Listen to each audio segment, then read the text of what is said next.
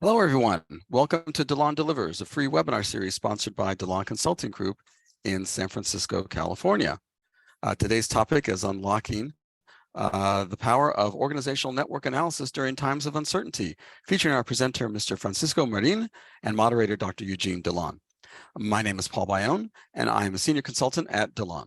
I'll be your online host today. Let me begin with a brief description of DILAN Consulting Group. We are a team of psychologists who work with organizations to build their leadership and team capabilities. Our motto is business is human. The way we see it, our clients are experts in their field of business, and we at DILAN are experts about people and about understanding and shaping their behavior.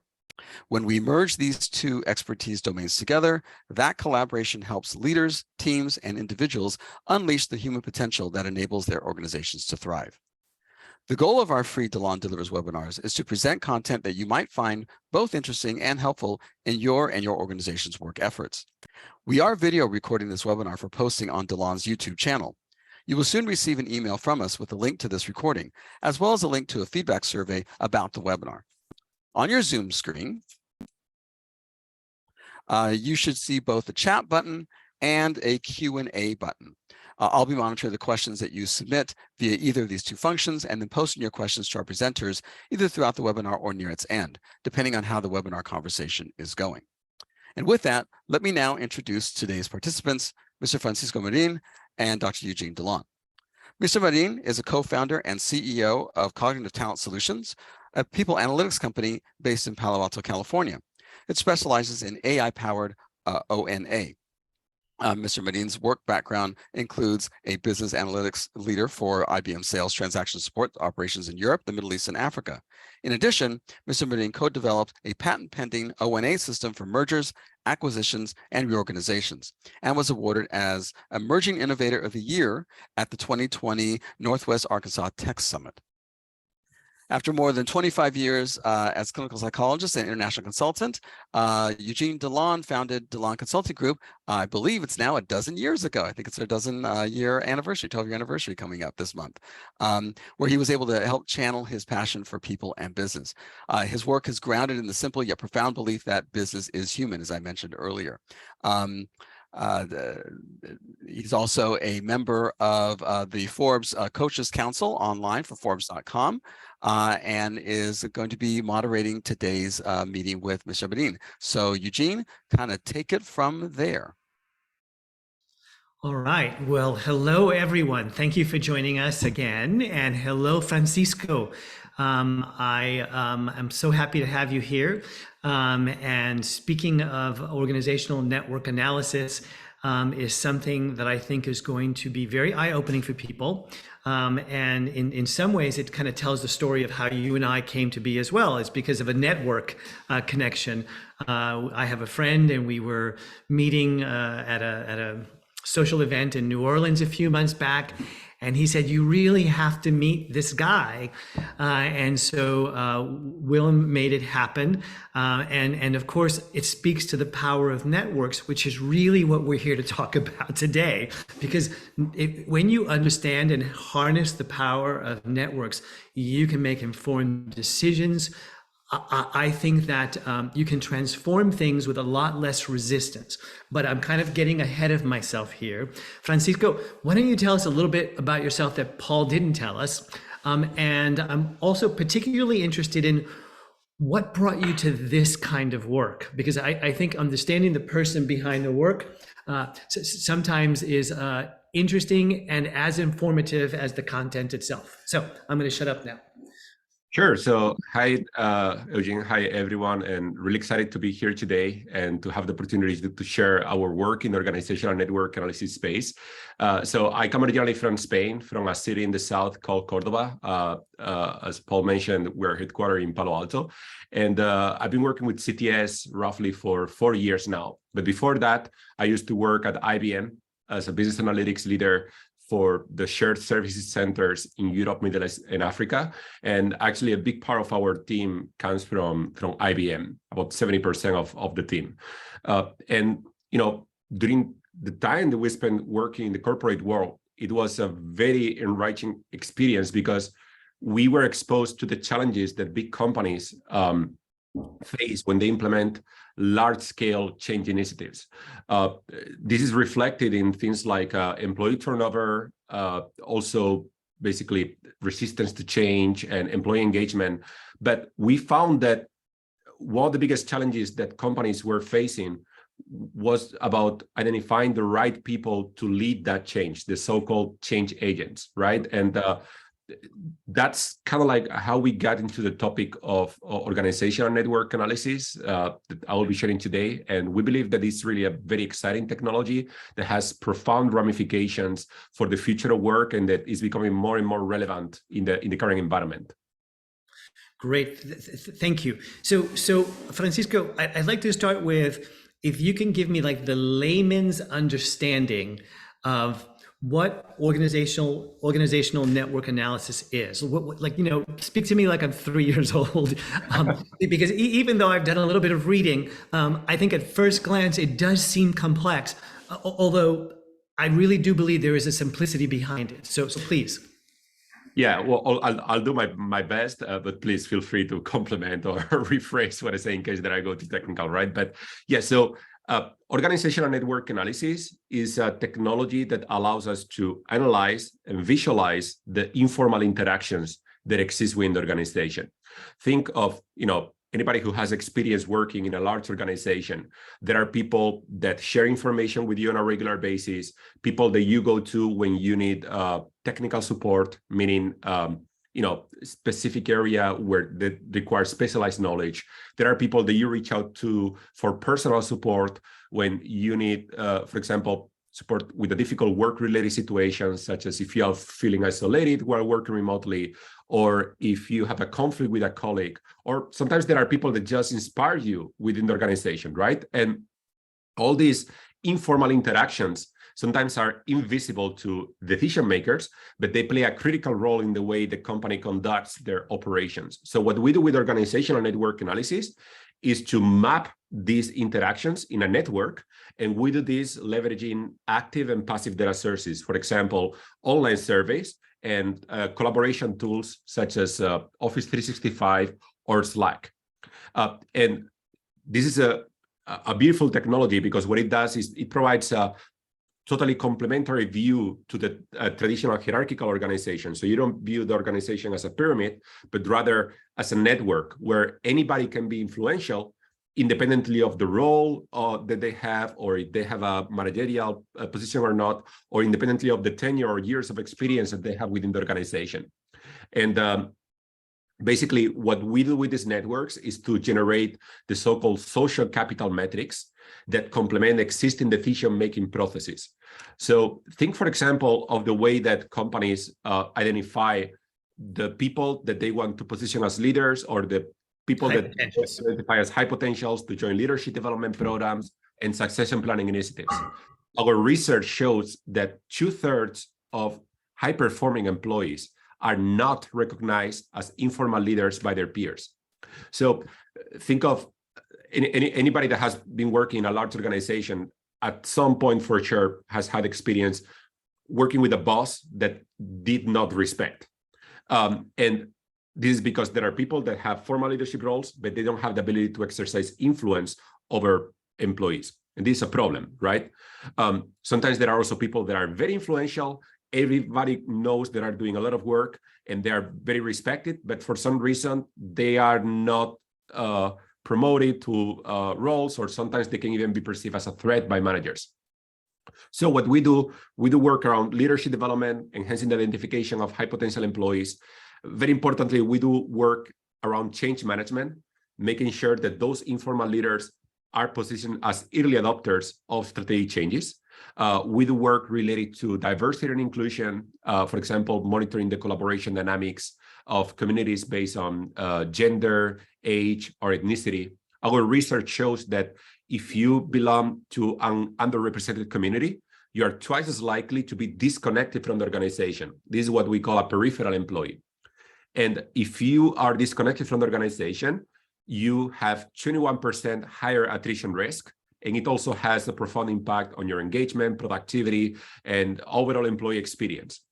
Okay. We work well with mergers and acquisitions in other areas, but that's kind of like the basic explanation. So I just want to make sure that I'm tracking you correctly. So basically what you're saying is that you have on a piece of paper that is flat a structure of an organization, and that does not tell the whole story. And what you do is that you take that and you create almost a three-dimensional model that allows us to see the formal as well as the informal networks. And really, I think in a lot of ways, gives you information so that you can make better decisions around all of the things that you just mentioned. So rather than the high potential who maybe is a high performer, but maybe lacks the leadership skills, where you have somebody who maybe doesn't have the technical acumen, but is really good at connecting with people and being that person who brings things together. So those people now become visible, and you see that there are opportunities there. And so I think that that's what I'm hearing you say. So what I think would be really helpful, Francisco, is if you went back a little bit, because you started talking about passive and active, and I want to make sure our audience understands what you mean by those two things. And I know that you said surveys, Slack, Microsoft, I'm not sure that people were tracking. Can you tell us what passive and active O&A is? Sure. So there are two main ways on how we can conduct an organizational network analysis. We have active O&A and passive O&A.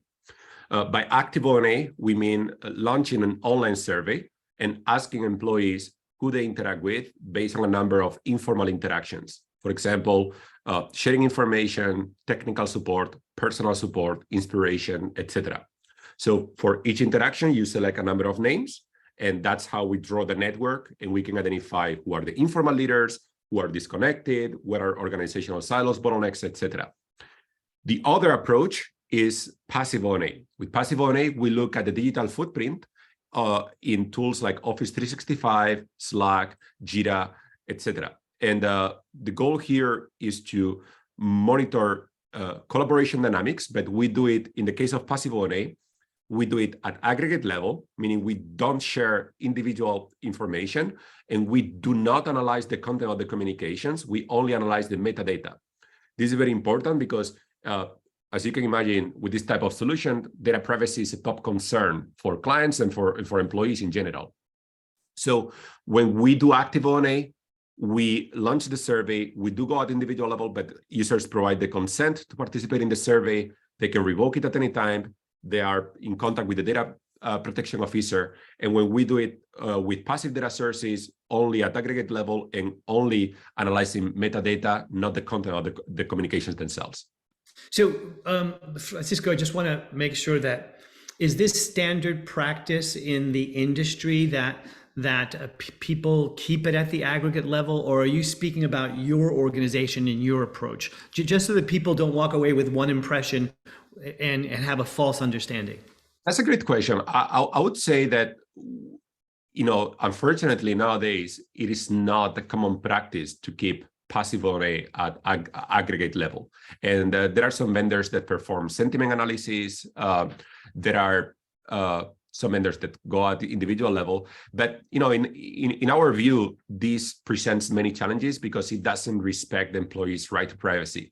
Even if you join a company and you are asked to provide consent for a passive O&A to be conducted based on your email communication, you are not really in a position where you have a lot of leverage. And some employees would be concerned about saying no or not providing that consent, right? So that's why we mitigate all those concerns by right away not analyzing the individual information. But this is something that we do at CTS. We see ourselves as data privacy advocates. And unfortunately, it's not something that is shared by many other companies in the industry, but we're trying to set a positive example, and step by step, we see that more and more companies are going in that direction. Okay, so that's a good differentiator between your organization and other organizations. Correct. So I want to just pick a little bit more at the privacy issue, because some people are, I hate to use the word paranoid as a clinical psychologist, and so I don't mean it in the clinical sense, but some people are really hypersensitive about this. And so to your point, when it kind of comes as part of your offer that you have to be included in this, there's a little bit of demand pressure to agree to it. How is it when you have current employees? How is that transition managed to kind of minimize the anxieties and develop buy-in? Yeah, so one of the things that is critical is to communicate the purpose of the initiative in a clear and concise manner, and also in a proactive manner. So in our case, for example, we put at the disposal of the client like different templates to how to communicate this effectively. In my experience, the best way is to position this type of project as an opportunity for employees to recognize the value that their peers provide to them on a regular basis. It's very important to note as well that at least the way we do this, you're not penalizing or punishing people with your nominations, because sometimes what happens in organizations is that when you ask employees directly, do you feel engaged, or do you feel included, or what do you think of your peers? If there is the possibility to provide negative feedback, some people will not provide genuine responses out of concern that the results might not be anonymous. But in this case, because really all the nominations are in positive, what you're doing is to select the people that you're interacting with for each interaction type. If somebody is disconnected, it's not because somebody said, I don't like working with that person, but it is because maybe not many people nominated that particular person. And that kind of like gives a very positive vibe to the overall project. But really communicating the purpose of the initiative is critical. Then also, being very clear about how the data is going to be processed, and making clear that this is voluntary, that they have to provide the consent to participate in the survey, and that they can revoke it at any time. It's critical as well. So far, I would say we didn't have any situation where we had issues with data privacy or complaints or resistance in that regard. Of course, this is a topic that is brought up in earlier conversations, right? But yeah, I think it's very important, not only for O&A, but for people analytics in general, that, and as Just Versing puts it, if you're implementing something that is not going to enhance the employee experience, you should not do it in the first place. And here we have very clear that we want to enhance the employee experience. We want to make sure that when people work in organizations, there isn't a big disconnect between the perceived value that those employees are generating to the company and the rewards and recognitions that they are receiving. We believe that this is critical to have a positive impact in the employee experience. Great. I want to go back to I believe I'm getting, correct me if I'm wrong, the active O&A, where you create a survey. And so when we first met and over lunch, you shared that you have a very unique proposition in that there's a small amount of questions and that you're able to cull a lot of data from just those couple of questions. Now, I don't need you to share all the questions, but say a little bit about how you landed on those unique questions, because it's not uncommon for an employee engagement survey to be quite long, and yet you've kind of gotten it down. I think you said a handful of. Can you say a little bit about that? Sure. Yes, we have to consider that employees nowadays, they experience a lot of survey fatigue. They are receiving surveys about engagement, about inclusion, pulse surveys. Now the frequency is being increased over time. And so the last thing that we wanted to do basically is to create a survey that would be too complex, and we saw that some companies in the industry, they were making surveys with like 20, 30 different questions, including the level of intensity that you have in this particular interaction with this particular person, and why do you reply this way and whatnot. And we want to go in a totally different direction to be as agile as possible. So we have a model that consists of only 4 questions. And those are, as I said earlier, sharing information, technical support, personal support, and inspiration. It's important to monitor different types of interactions because we want to avoid a situation where the noise introduced by the role of the person, leads to us not identifying the right informal leaders. Think, for example, if a person is working as tech support and that person receives many nominations for technical support, but that person doesn't excel at other interactions such as inspiration, sharing information, personal support, that person should not be recognized as an informal leader. So that's very helpful later, basically, when making the ranking of employees and identifying who are informal leaders, intermediary employees, also known as knowledge brokers, or peripheral employees, who are people that are disconnected from the survey. And also, ultimately, our focus is on scalability, actionability, and data privacy. Great. And so you kind of started to introduce some of the, what's the word I'm looking for, the morphology that you use, because you've talked about knowledge brokers, peripheral, you've mentioned now, and you talked about, I don't know that you've talked about central nodes, but can you say a little bit about when I'm looking at a graph, how will I understand it? Like, yeah, I think the best will be to actually show how an actual network looks like. And this for me is my favorite part, by the way, everybody. Yeah, hopefully for many people now, they say, oh, now I understand what they're talking about. So yeah, this is a typical network, organizational network analysis. So we can see basically each node here is an employee, and the edges indicate how they interact with each other. This information is taken from the survey that we mentioned earlier, right? Based on a number of informal interactions. So these guys in green here, they are in the top 20% of the ranking. They are the so-called informal leaders or central nodes. These are people that are very influential, independently of the role, independently of the years of service in the company. They're informally respected by their peers. Then so we got, hold on. Is there a way to see if some of those are also formal leaders? It's like overlap, or you're just looking at informal? No, yes. So then the value of ONA relies on its complementarity. So is when we cross-reference ONA results with business metrics, is really when we get the value of ONA. So yeah, we cross-reference this basically by coloring nodes, or just by basically clicking on the profile of employees.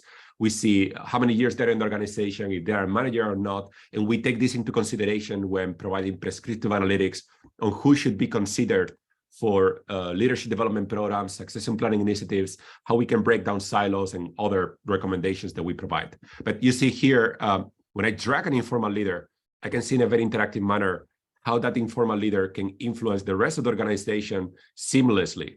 But if I try to do the same with a peripheral employee, the graph shows me that that person doesn't have the ability to influence almost anybody. So this is the challenge that companies face nowadays, that when they are implementing changes, whether it is introducing new ways of working like agile methodologies, or new policies and procedures, or new technologies, sometimes they position the wrong people as change agents. And if they don't have the ability to influence other people, it doesn't matter how hard they try, they will not be able to accelerate strategic change adoption. And on the other hand, the real informal leaders will still be around and will use their influence to create resistance against those changes. So that's part of the work that we do. I mean, there are other things that we do, like automatically identifying organizational silos and bottlenecks, looking at the network of specific leaders, but this at least can provide a kind of like a more visual interpretation of what is ONA. Yes, and so to me, that image and the ability to pull on any stakeholder and see how that person impacts is really where the power of this technology is.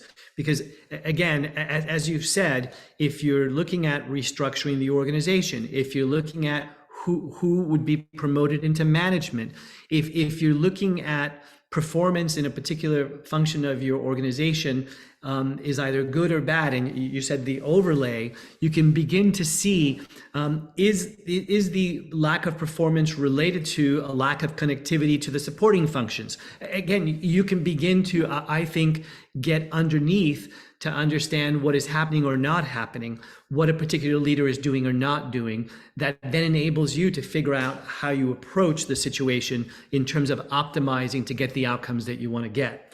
So again, I think that that's a very powerful image. Yes, as one of the thought leaders in the industry puts it, ONA acts as an X-ray technology that allows you to see what's going on in the organization with an unprecedented level of detail. Now, I also wanted to share, one of the reasons why I'm so passionate about networks is because I think this technology has very profound ramifications for the future of work. We are going in a direction where companies are increasingly becoming decentralized, and now also are going to become increasingly automated with the emergence of technologies like ChatGPT from OpenAI, or the overall progress in artificial intelligence and process automation. And we believe that it doesn't matter how the future of work will look like. As far as it is about decentralization and automation, networks are going to provide the most powerful framework to manage and understand these new environments. So if we are talking about decentralized autonomous organizations on the blockchain that are expected to replace centralized organizations in the future, we believe organizational network analysis and network analytics hold the key to really scale up these type of organizations and make them really become a serious candidate to replace traditional organizations. And I believe the pandemic, to some extent, has acted as a catalyst to accelerate many of these trends that were already happening to some extent from before, like, for example, remote work, the adoption of hybrid work models. And yeah, we're just really very excited about the potential that this technology has in that regard. Yeah, and I love what you're saying about the future of work being networks.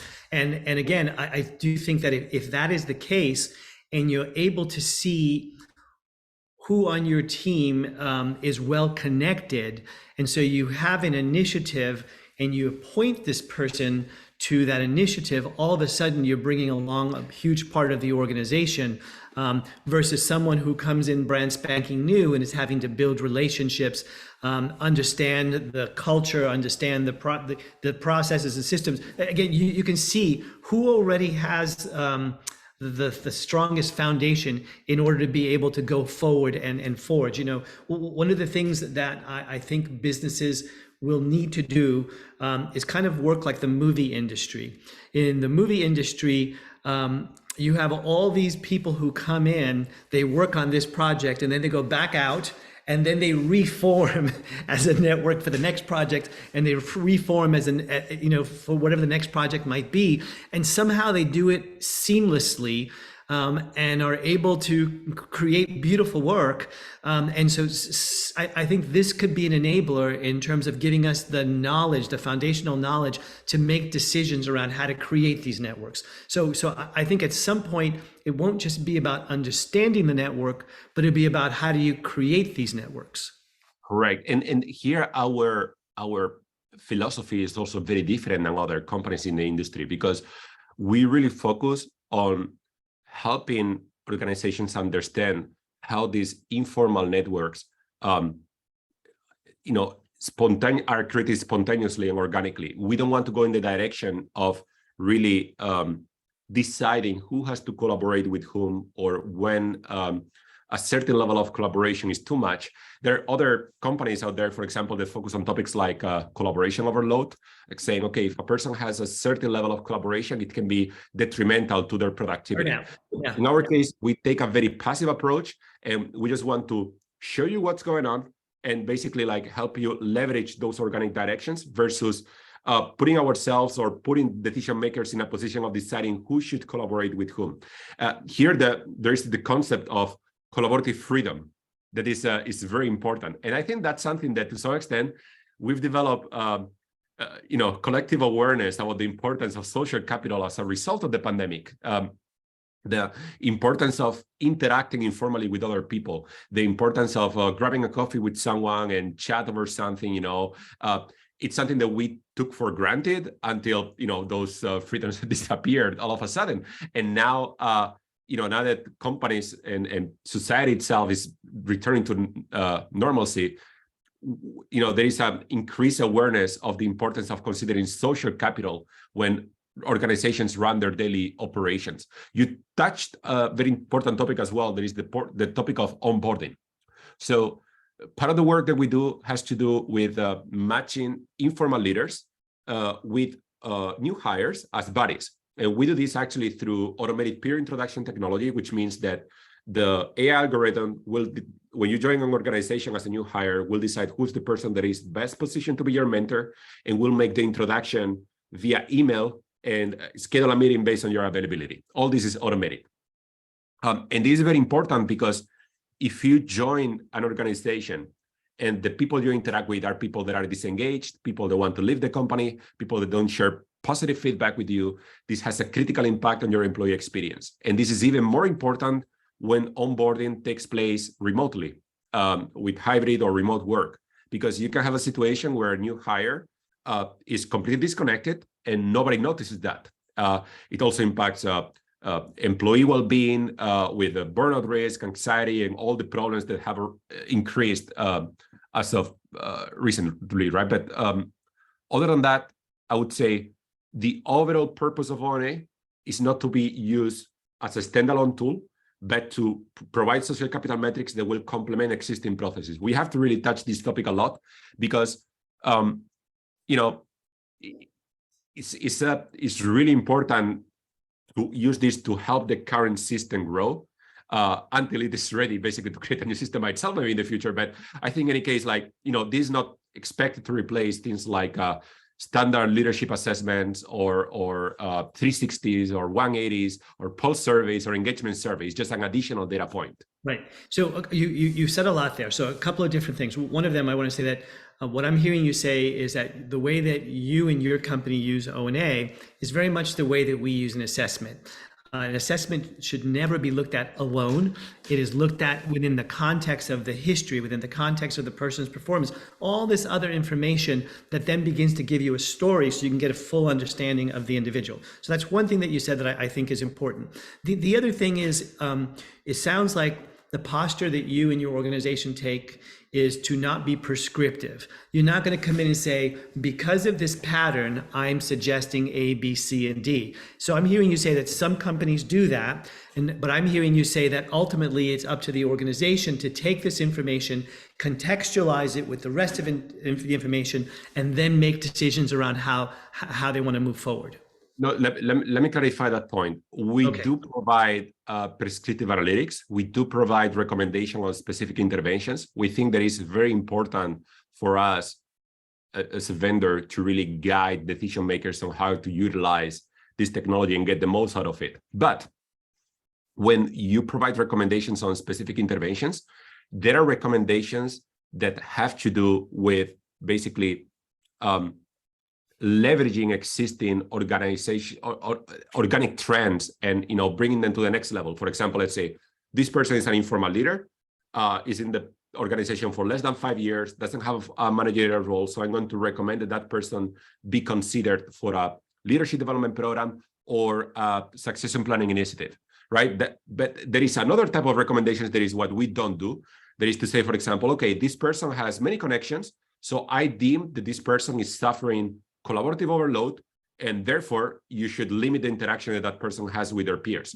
That's where we would be putting ourselves in a position of dictating how people should collaborate versus just observing what's happening and help companies leverage those organic directions. I think that that distinction is subtle, but it's very, very important if we want this technology to be used for good in the future. Gotcha. So I think I'm tracking you correctly. So basically what I'm hearing you say is you point out where there's opportunities, but you're also, again, how someone manages relationships is such an individual thing. For me to look from the outside and say you have 50 connections, that's too many. I don't know how you manage stress, how you process relationships. So for me to kind of make assumptions about how you're managing that, I think would be very problematic. On the other hand, seeing here's someone who is yielding influence, let's skill them up so that this how they have better tools, that's a little bit different. Exactly. This is a much more positive approach. Of course, sometimes we highlight what we call mismatches, which means that maybe you have a formal leadership role that has been in the company for 30 years, and that particular person received 0 nominations from the organization, right? That's a problem. That's a person that is, you know, should be influential or requires influence to perform their job in an effective way, and is clearly not being able to influence anybody. So that has to be addressed on a case-by-case basis. You mentioned stress as well. That's something that we typically address through passive ONA.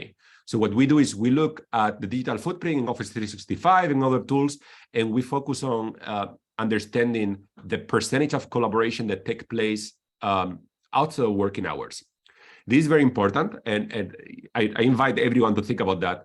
You know, in the current setup with hybrid work models, it often happens when we work from home that we got access to the phone, we have access to the laptop, and even if we are not doing any actual typing or any transactional work, if you check your email on a regular basis, it's impossible for you to actually disconnect from work. And we develop that always on mentality that results in a burnout, results in anxiety. And that's why I think it's important to not to foster a culture of overtime and really have a certain level of control on interaction that take place outside of working hours.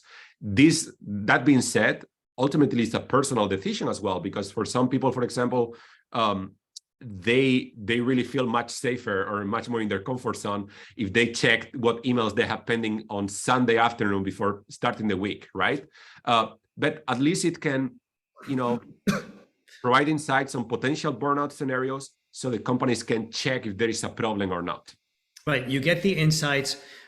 You may have to dig a little bit deeper to understand what meaning to ascribe to it. Because again, for some people, I'm an extrovert, so being connected actually is soothing for me, and not being connected would be stressful.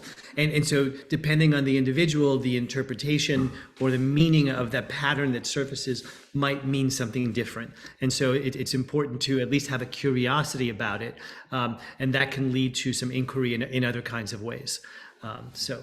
Okay, so can you give us an example of how you've used the O&A in the context of diversity, equity, and inclusion? Because, in today's world, there's a lot of energy around trying to shift things and create an environment that is welcoming for everyone.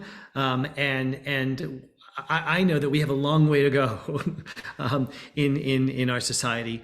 So can you have an example or an anecdote that you can share that will give us a little insight into how you do that?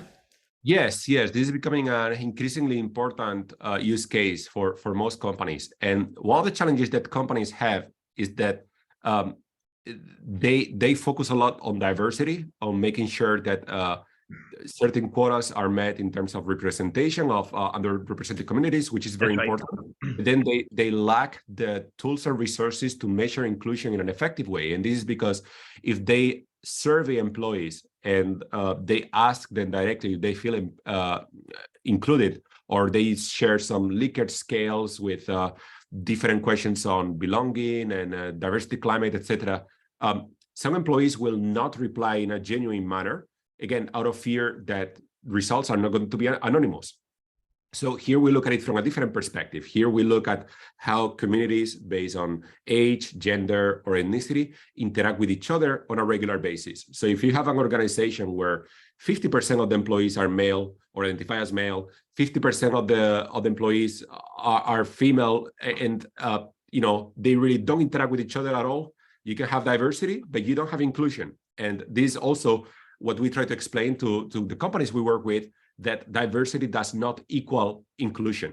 That's right. So this really provides a very powerful way to establish a baseline that you can use to monitor inclusion and to maximize the impact of your diversity and inclusion initiatives.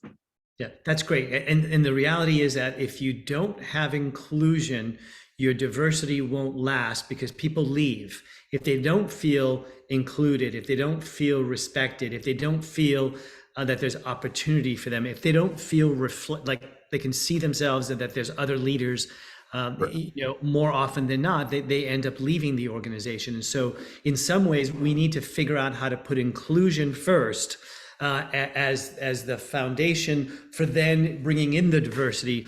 Because when you don't have the inclusion structure, the diversity it doesn't last.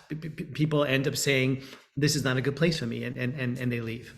Exactly, and that's the beauty of O&A, that ultimately it helps you achieve this in a very organic way, because people in general, they create a lot of resistance when they perceive that change is being implemented in a forced way. But here you can just understand and leverage these organic collaboration dynamics that exist in the organization. And yeah, we feel there is a very good complement to existing processes that exist right now. And diversity and inclusion is becoming a very important use case. But we also do work around mergers and acquisitions. We do work around talent retention. And unfortunately, in the current times of uncertainty that companies are facing with layoffs and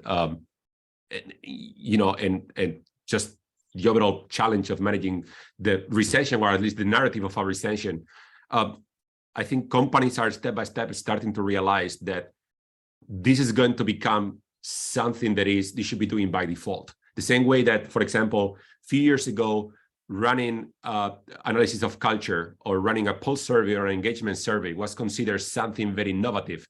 This happening the same with O&A, right? But already based on the latest research, around 50% of companies across the globe are already using O&A. Among Fortune 500 companies, it's becoming very, very mainstream. And we do some work as well with the US government, and we see a lot of potential in the public space as well. Another area that we are very passionate about, that we are starting to explore, is academic environments. So think of schools, think of universities. Sometimes, for example, a student might join an MBA, and you get information on the academic profile, the results from the exams, but you don't really see how that person is able to leverage the opportunity to network that particular program is putting at their disposal. Or think, for example, even earlier in high school environments and so on, O&A could be a very powerful tool to identify bullying scenarios. We think that the possibilities there are endless. We are starting to work with companies in the private sector. Now we're moving to the public sector, and we want to explore as many areas as possible. So I have a question. I haven't quite formulated it, so bear with me. But can you share a moment when you kind of did what you do and you were genuinely surprised by the data, by what you found? Something that you were kind of like, wow, look at, because I do think that for a lot of people, as they begin to explore O&A, there's going to be a lot of those aha moments. Can you share one that you were a part of where you were just kind of like, wow, look at what we just uncovered? Because I think that'll be helpful. Yeah, I think one of the best experiences that I had was with one of our first corporate clients, multinational in the security industry, and they use active O&A based on the survey to enhance identification of high potential employees. So they had basically a pipeline of people that they were considering to join the leadership development program. They were growing so fast that they basically had run out of people to nominate as managers. So this was important for them. And when they started to compare the existing pipeline versus the results of organizational network analysis, they realized that there were many people that had been nominated by the managers that had no respect whatsoever by their peers. And the managers were selling these people as superstars, but then this is really empowered the HR department, because they could say, well, here you have objective data that is showing that this person, you might have a very high opinion of him or her, but the rest of the organization is thinking otherwise. And on the other hand, there were also some people that were very strong influencers, and for whatever reason, maybe the managers were perceiving them as a threat, or maybe they were negative influencers, but they had sometimes even low performance. So it was very eye-opening to see in some cases how the informal reality of an organization was very disconnected from the formal reality. I think the goal ultimately is really to connect the gaps between those two. And it was a very good moment when this company, as well as other clients down the road, integrated social capital metrics in their standard assessment of performance and the standard way of identifying high potential employees across the organization. Then we had like specific situations that were kind of like out of the ordinary, where maybe you would have a manager in some organization that would not be nominated by anybody in the team, and they would nominate themselves across the 4 interactions. So they're used to like a very red flag, right? Or sometimes I would say like one of the most interesting things when you see a high-level executive that has no support whatsoever, and you see another high-level executive close to him or close to her that is very, very influential. There you see really that this has the potential to remove those bad apples, or not to remove, I like the word remove, but to shed light on what's going on that many people in the organization are perceiving, but other people not. And this is not only for large companies. Sometimes we work with, for example, late-stage startups. They have 40, 50 employees. 10 people from the organization left all of a sudden, and the founders are thinking, what happened here? They ask the employees, nobody says anything. And when you run an organizational network analysis, you see that there is a particular manager that is not respected within the organization, and these people were leaving due to that particular manager, but nobody was saying anything about it. So this is really powerful when it comes to setting the right foundation early on in the company before scaling up as well. Yeah. So, sometimes people get promoted because they're technical experts. Sometimes they get promoted because they're reliable, but unfortunately that doesn't speak to their, as you would say, social capital, because it's possible to have those things, but not have any social capital. And, I have had the privilege of working with many companies over my career. And what I have seen is that sometimes even with data of people quitting because this particular person is abusive or some kind of behavior, somehow this person holds technical expertise that is so unique that sometimes organizations are willing to take the collateral damage. And, so that's where sometimes I have to push and say, challenge my client. So you're aware and you're allowing this to happen. What do you think the impact is? You have to push back a little bit, but it's not uncommon that I've seen, especially in technology industry, where you have someone with very unique skill set, and so sometimes they get away with behaviors that are less than ideal. So what I'd like to do is ask if there's any questions out there. We have some people here. If you want to ask any questions, now would be a great time. You can either, probably ideal to type them into the chat or the Q&A, and Paul will direct those at Francisco or myself if it's something that I can answer. There is one question actually that I've had as I've been listening to the commentary here, and that is kind of the flip side. Francisco, can you tell us of some examples of how organizations have responded when kind of the flip side of what we're talking about here, a diamond in the rough gets discovered? Someone who is not expected or thought of throughout a team or an organization or even by themselves to be a high influencer is identified through the ONA as a high influencer. What can your program do in order to bring that to the attention and then forward it through the analytics to the power structure about what to do with it? Yeah, what we do basically, we generate a number of executive summaries that among the recommendations that it provides, it includes a selection of people that are proposed to be considered as high potential employees.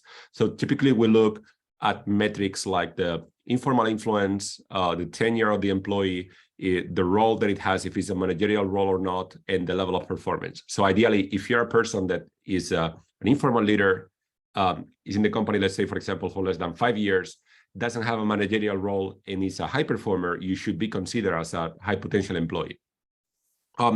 So ultimately, despite any recommendations that we provide, ultimately any technology that is powerful has great impact to do a lot of good in the organization and a lot of bad stuff. So this is something we cannot avoid. It happens the same with artificial intelligence and any other technology that is powerful, right? So if you have a decision maker that is not mature or to assimilate this information in the right way, they can perceive an informal leader, especially an informal leader that has been newly discovered, as a threat, as flagging that person automatically as a negative influencer, and kind of like working to limit the collaboration with that person versus understanding why that person is influential and enabling that person and aligning that person with the strategic imperatives of the organization. So ultimately, it really depends on the maturity and intention of the person reviewing the results.